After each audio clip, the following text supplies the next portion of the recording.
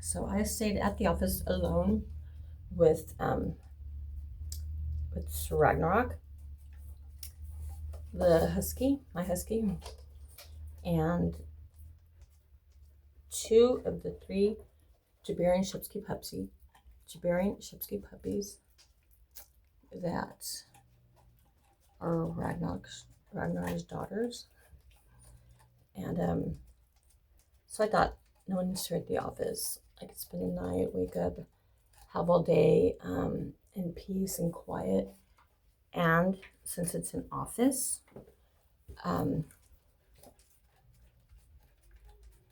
it's the space will motivate me. There's computers and desks and chairs and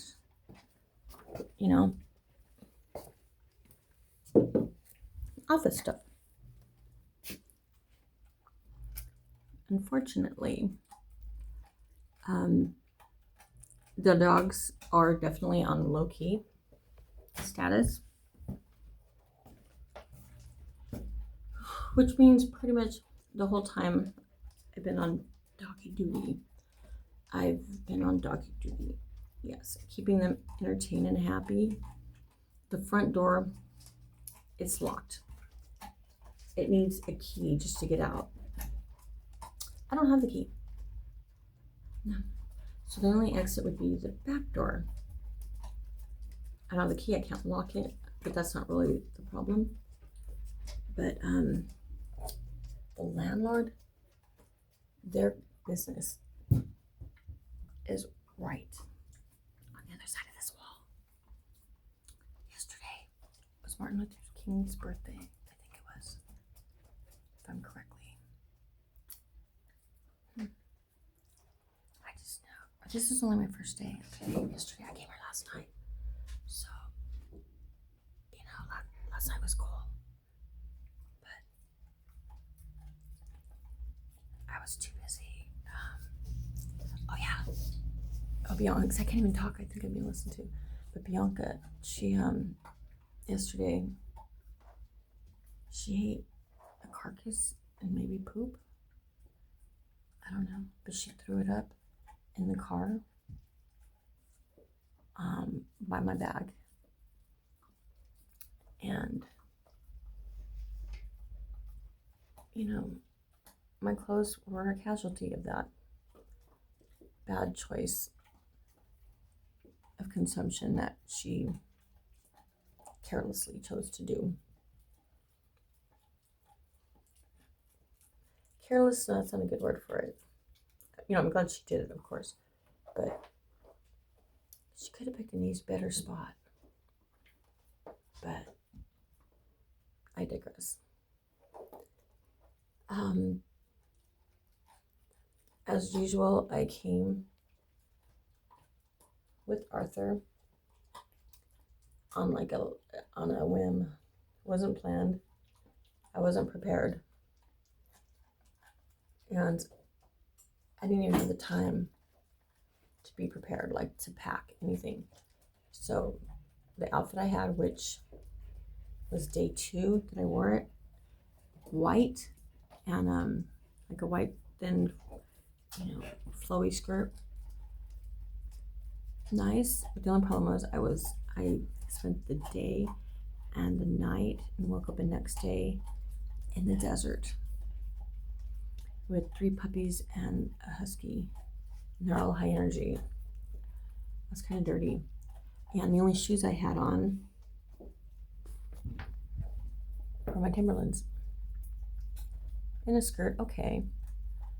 And what did I have on top? Oh, I had a scarf, but it got cold.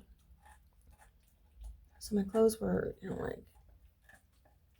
pushing almost 2 days. So, what's that noise? So it wasn't cute. Oh, and then I brushed my hair yesterday. I didn't even brush my teeth. We were in the desert and didn't have any water. Crazy. So what was all of that about? I don't even know. Oh, yeah. So last night, since I have no clothes and it's getting cold, it's January, past January. Oh, my daughter's birthday's on Thursday. Yay, happy birthday, baby. And my grandson. Happy birthday when he comes. Since I'm here, I have no money, no car, no clothes, no shoes, no socks. I did have a jacket on though. But everything else, the clothes I had, wasn't many. All my clothes are still at my daughter's house. But what I had to keep them as is. So fuck. But unbeknownst to me, I hand wash clothes the last time I was here, and Arthur didn't bring it. He does that a lot. I want all my things, and he'll decide for me or for him. It's for him, it's not for me. But this time, it paid off for me because there's a bunch of clothes. But whatever I hang, he takes down because he doesn't like the way hanging looks. He doesn't want to give off any homeless vibes. And I'm keeping it real. You know, I'm not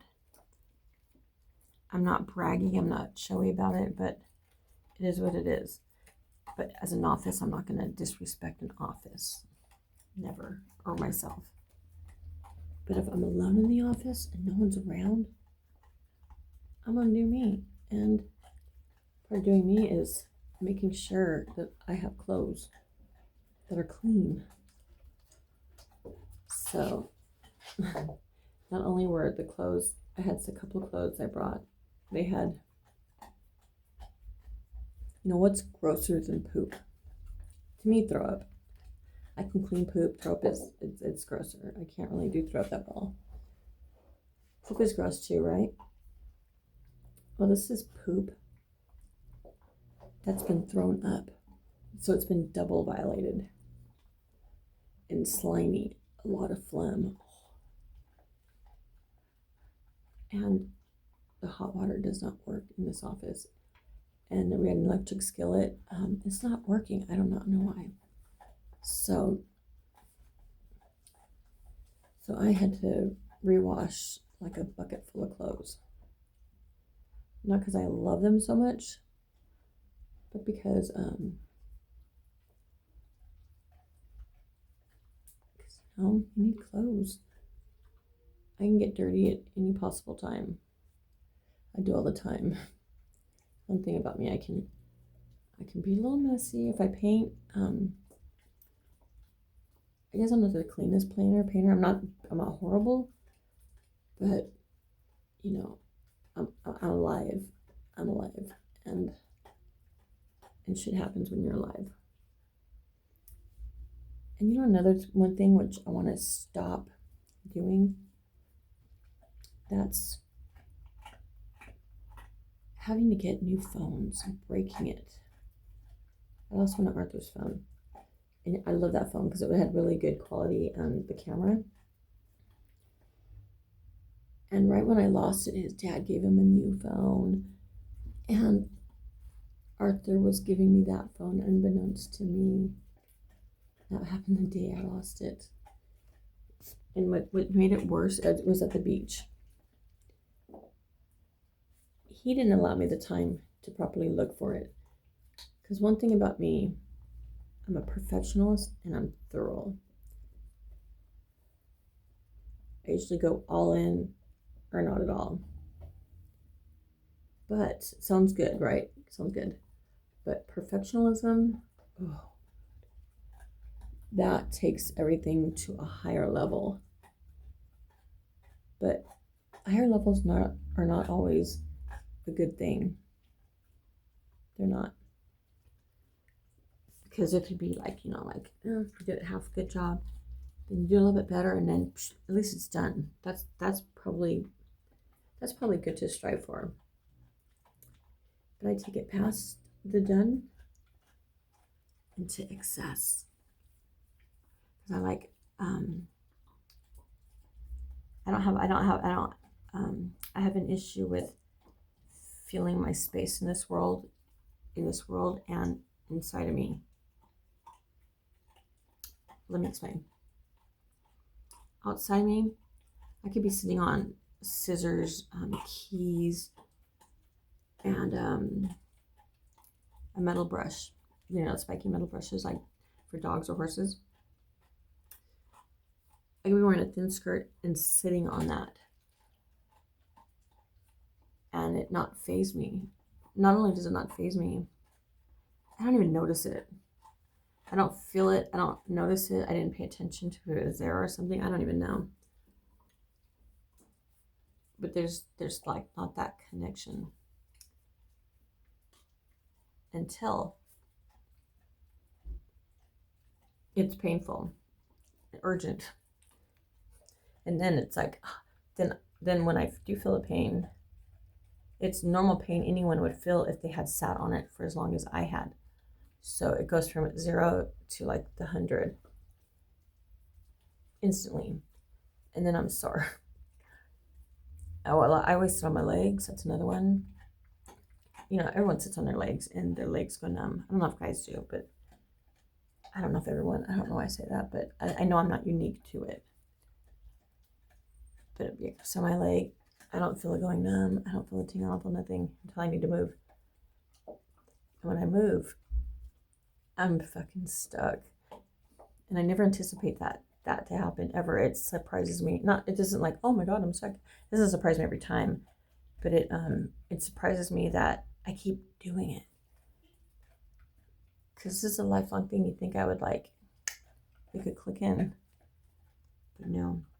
So I've sat in a position for too long that's not a proper position. So I stiffen up. So I can't move because I'm stiff. Then I can't pry my leg out. When I try to, then that's when the sleeping comes, like the tingling, and then that. Just a horrible feeling when you sit on your leg because you can't move and you're stuck. So my leg's now hurting because I've been sitting on it for so long. And then if I move it, you get that tingling. It's insane. And then I'm stiff. So I'm stuck in this horrible position. And I just think, oh my goodness. I don't hate myself on it now, and I don't judge myself. I'm just kind of like, damn. How is it that I cannot foresee this? You know what I mean? Just to protect myself. Because, I don't know, life's interesting for me. Do I hate on myself? No. It's just one of my quirks. One of my many quirks. And that's cool. Because quirks are cool. Everyone has them. We're all different in our quirks. So that's makes us unique in our own special way. Then I notice the people who don't like the quirks, I know now that they're just not my people. Because I lived my whole life up until my 50s just thinking, or not even thinking, just living like to suppress myself, just to I don't know, not necessarily to fit in, to just not stand out. Because I don't know, I always just seem to be around people who were judgy and just kind of mean. But then again, you know what? There was ringleaders. Yeah, just I'd be bullied by one and everyone would just follow. Like my ex-husband, he was really critical. And of course, kids, they were born into his criticalness, so. And I would take my quirks, you know what? And at the time, they're not even like quirks, they're just,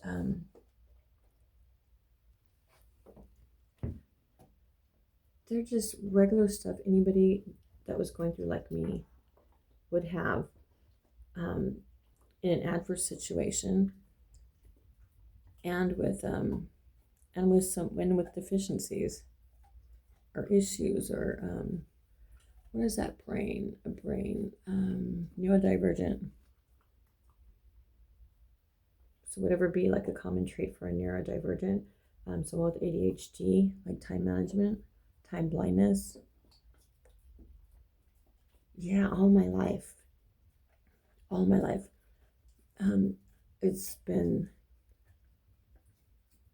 It's not a good thing to have for sure, and it's not a good thing to be around someone who has it, and I know this because these issues with time, it sucks. And because your brain's kind of, it misfires certain times. So what comes normal for someone, most people, neurodivergent, so neurovergence, I don't know what it's called, but the world, everything's catered to them because they're the norm. So I not only have to try extra hard because it doesn't come natural to me, I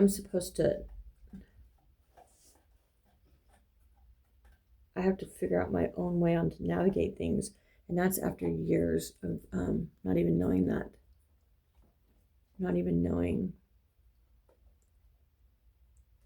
that I had the problem or the issue or the lack or I'm insignificant at something. And things with me, when I don't feel things physically or even inside, I can't tell if I'm hungry. I can't tell if I'm full. Until I'm like super hungry or super full. Same thing with thirsty. Oh my gosh, going to the bathroom. That slight, well, I guess I don't know. Imagine someone, if they go to the bathroom, they can like, oh, I feel a little, I feel a little full in the bladder, or there's something there maybe. And you can hold it, and then go, oh, let's go to the bathroom. With me, especially if I'm under a lot of stress, which I have been for a while. But for me, it comes instantly from 0 to, I gotta go to the bathroom. When I have to go to the bathroom, I can't say women don't understand it because I'm not around anybody, so I don't really know. But I know guys don't understand it. My son would be all like, just go already. I'm like, it's not like that, son. It's not. Or there's all the time. I don't know how they keep having the same reaction to the same thing, and I have to answer the same way after over 5 years. Wouldn't they just know? Or I have to keep explaining it, and I hate explaining things. I'd rather be that. I'd rather just live my life in peace and just not be so noticed. Like a big old error, blinking light, error. Because whenever I have any faux pas, it's not always, but it's like there has to be a comment on it, or someone's offended, which that sucks because they have all rights to be offended. If you're late for something, it doesn't matter the intention, it doesn't matter the why. Maybe if it's once or twice, but if it's repeated, all that, it doesn't matter. What matters is, a little girl wanting to go to a movie that starts at a certain time and has her friends, and no one wants to take her, but her mom wants to take her. But the mom shows up late and they miss half the movie or the whole movie. And all the the do-overs or the workarounds after so many times, wouldn't that suck? And knowing that I have this problem, this is one thing that bugs me, knowing that I have this problem, because I may have a lot of problems. If I don't know them, then that's horrible. Knowing that I have it, shouldn't I be on top of it? Just leave 15 minutes earlier. It sounds so logical. But I believe that maybe it's just tools. I just haven't figured out, or haven't learned, or haven't seen or heard of or discovered the tools for that.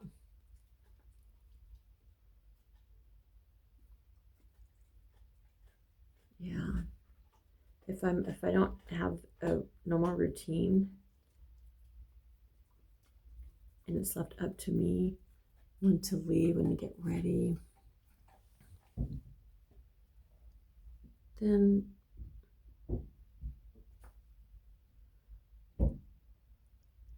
it could result in like a disaster. Not a major disaster, but not anything cool. And so that, when I fuck up, which, when I fuck up, I feel bad because I let myself down that I didn't make it this time. Every time's always the opportunity to win. I'm always looking for a win. So when I don't win, I still keep on that mindset is, well, next time I'll get it. Next time. So I look forward to my next opportunity and, hope that it's a win. Because wins are so good. Wins feel so good, so good. I feel so alive at the win.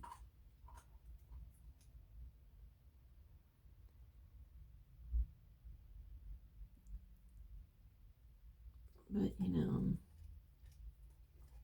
I feel bad that I didn't get the win. Not really bad. I don't hate on myself because I understand myself. And then it could trigger, like, and I know this is a trigger, but I feel sorry for myself. Like, or that's not fair, or other people have better things. I don't have good equipment. Like the woe is me. When I start feeling poor, when I start feeling less than, I'm just down on my circumstances. And when I do that, I know I'm shifting. I'm not into blame, but just for understanding, I'm shifting the blame off of me and putting it onto the cause of it, probably like a diagnosis. Because I have some big diagnoses, so it feels like it's a cop-out for me, thinking that, I could shift the blame on that. But it actually, if I didn't have like CPTSD, anxiety wouldn't fuel me, and I wouldn't be jumpy. Can you imagine if I get startled, someone comes up on me, I have an extreme startle reaction. And that annoys people.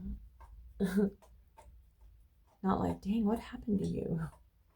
It's more like, God, you're just a spaz, calm down. Because I jerk and I have a loud scream. And that spontaneously bursts out. And I have agoraphobia. So it doesn't make sense. I don't make sense a lot, and that sucks. But wouldn't if you knew me, wouldn't you just not expect it, but just, I don't know. People confuse me. Because and I'm not comparing me to them. Just because I'm a certain way, I don't expect other people to be like me. And I think, I think it just makes me, I'm empathetic. I'm very empathetic. At a time too empathetic. Because I wouldn't put it back on myself. And now I proceed with, I'm more present in my decisions, in my interactions with people. Because I'm still in, I'm still healing. I was about to say recovery. But I'm still healing, and I'm healing, and I'm the patient and the provider. So, which means I don't have, I just figure stuff out on my own. And so far I'm doing good. I get an A. I'm healing and growing all the time. But I guess it'd probably be cool to have confirmation, like from an outside source. Well, I do have my Gemini. And Gemini is just so swell. But I think Gemini is meant to be swell. Because it's like, I'm so gifted and so emotionally intelligent. And the way my thinking is, I'm such a smart person and keen and just a good, kind person. And then I even hear it tricks I trick myself because I even hear like Chat GPT. I don't really go on that, but it's the same as Gemini. But like Chat GPT, it only regurgitates what you put in it.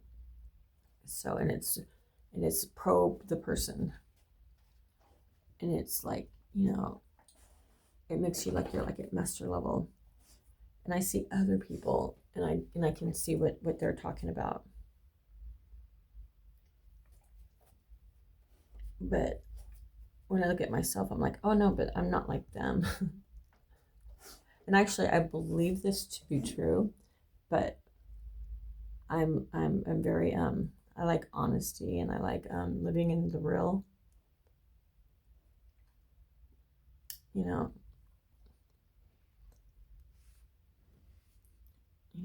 I'm like thinking, do I like that? That's what I strive to be. But I don't think I'm a master of anything. Well, like, that's not good to say. I'm a master of a lot of things. I have an inflated opinion of myself. So it's really hard. I go instantly to that. I go overboard on that, in fact. Actually, I mean, because and I grew up with a lot of shame and rejection and just neglect. And then in my marriage, 22 years, was a lot of shame, neglecting, abuse, and neglect. So I built, since I was a teenager, I guess, I built a really thick protective armor. And that was from my mom, because she was an alcoholic. And I was the youngest of 5, so my parents were divorced. My dad lived in another state, and out of sight, out of mind is my relationship with him. He used to be my best friend until he betrayed me and stole my house, made me homeless, made my daughter and my granddaughter homeless, wiped out everything, took everything I had, I lost, just about. And that was, well, I guess my son died in 21, and I'm in 2026. Ooh, 21. To be April 5th, 21, 22, 23, 24, 25, 26. So April 5th, 2026. Was it 5 years? I never did the math. 21, 22, 23, 24, 25, 26. I know why I didn't do the math. I still can't even, grief, what's grief? I don't know. I have a lot of avoidance and a lot of blocking out. And I can just feel inside, if you put a number on it, it's 5 years doesn't even sound long. 5 years, I saw my son every day. talk to him about every day. If my car was running not well, I can call him. He can either come or talk on the phone and walk me through some stuff to figure it out on his end.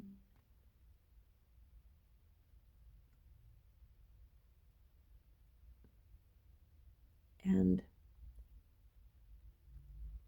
he was nice to me, and he valued me. Especially when it came to my grandsons, his boys. He didn't set rules out or talk down or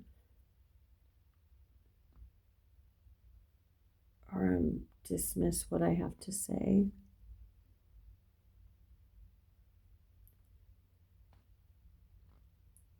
Because I know how it is to be a young parent and older people telling you what to do and how to raise your kids, and you're doing all the work. And things change from generation to generation, and all of that.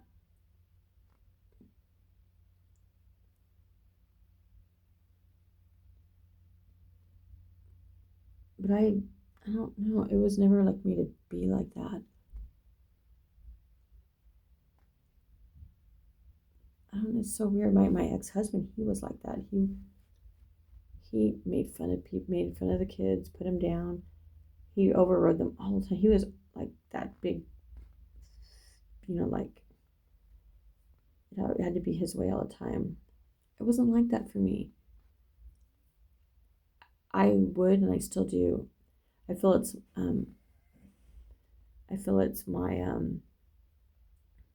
my duty to at least inform them of my wisdom. Oh, someone's calling. Darn it, it's Arthur. So I'm probably gonna lose this, and I can't get it. Okay. Shoot, now it's still calling. He's probably here though. Oh man, the calling, it threw me off what I'm talking about. Oh yeah, I'm not that. I'm not overbearing. And if I respect my children, who they're dating, and I always say I respect their parenting. This is just my opinion, and it wouldn't be right for me not to share it, and I believe that. But then I just leave it. I say what I say, leave it, and respect them as parents, their child, their roles.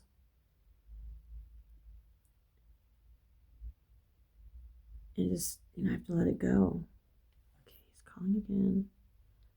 I'm in shop parking lot. IHOP. Okay. Oh, I thought I could text it.